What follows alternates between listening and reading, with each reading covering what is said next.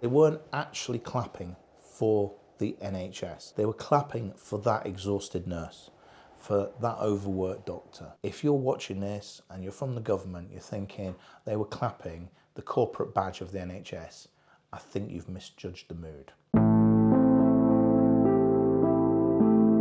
I've been looking around and I've been looking at like other countries that have been doing stuff, and I feel like America is the model of what you shouldn't be doing. A strict self-isolation period was definitely Australia. In my city, I'm glad we went into lockdown, but it got to a ridiculous point. Christmas is going to have a degree of normal. Had that lockdown happened at 11 o'clock on the 24th of December, there would have been outrage. The economy does rely on Christmas a lot as well. The only thing I would say though, it was a little bit unfair. It's one rule for one and one rule for another. Bias of any kind is so deeply rooted that the majority of people that are Christians in this country, I would imagine there is a collective unconscious decision that's a priority. I personally don't feel like I personally need a vaccine. It's just a really bad flu.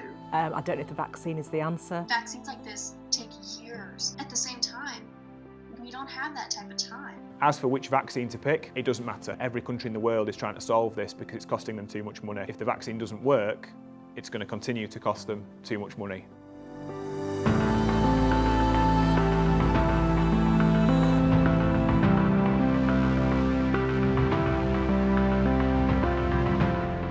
Which countries have handled it well? The New Zealand Prime Minister did everything right. She shut everything down. Yes, there may have been some advantages based to their location and their population. So the way that the virus would move is different there. South Korea has a much higher landmass, bigger city areas, and a lot of Asian countries, if the government say do something, the mass population does it, and does it absolutely to the letter. And personally, I think that's because it's more of a disciplined country. We live in a more liberal society where there's people who believe if the government says something, I'll do it, but I'll find a little way around that.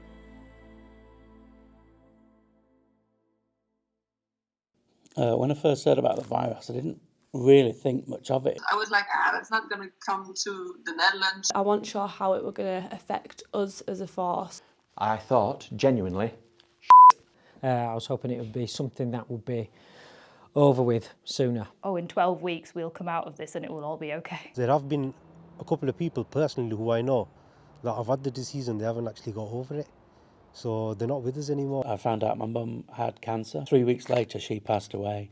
And obviously with COVID there was a lot of restrictions in place. On top of all the stress and anxiety and grief, COVID just made it so much harder because we couldn't have all the family there, trying to fit ourselves into this new world. And that on top of grief was really, really, really difficult. Once the vaccine, this magical vaccine that's going to solve everything, and I know that's not really the case. this COVID vaccine, for me, is a real game changer. Gut feeling is that they have gone through all the necessary checks. You know, the government aren't just going to give you anything, you would hope.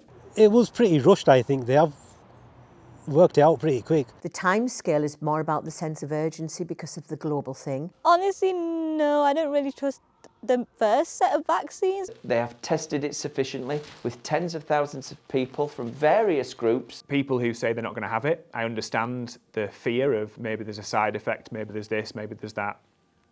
But what you have to ask yourself is the side effect that you may suffer worse than the hurt you will feel of losing a loved one? None of us are on the same page. People aren't willing to take up vaccines, and in particular this vaccine, because the misinformation spreads so quickly. And the people who think they know better, frankly, need to do one, because there's people who've trained their whole lives to protect us from these things. I have to say, I'd be rolling my arm up right now to take it if it was offered to me, because this isn't about me and this isn't about a vaccine. This is about our society.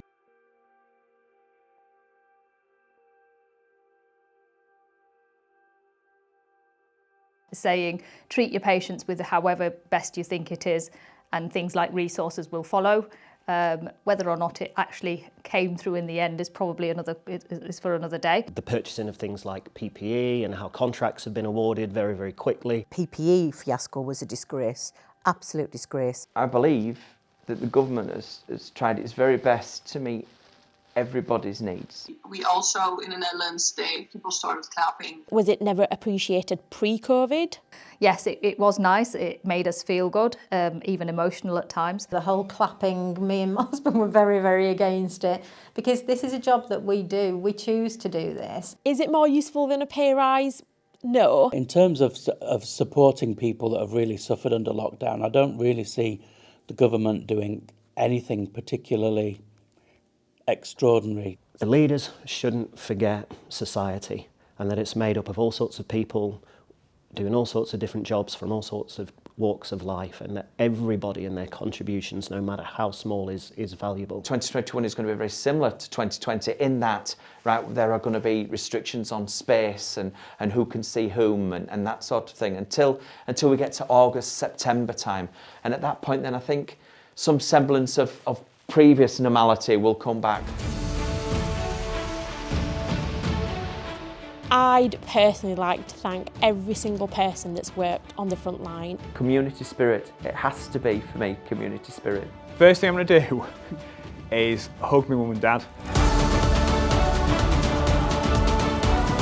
I don't like hugging, so I'm going to go and see people and hugging. I don't like hugging anyway. Go visit the family and friends that I've not been able to visit. When all this is over, definitely travel. I'm going to pack my bags. I'm moving my mum and dad closer to us. I think hug some of my friends. Give everyone a big hug and just say, look, yeah, I've missed you.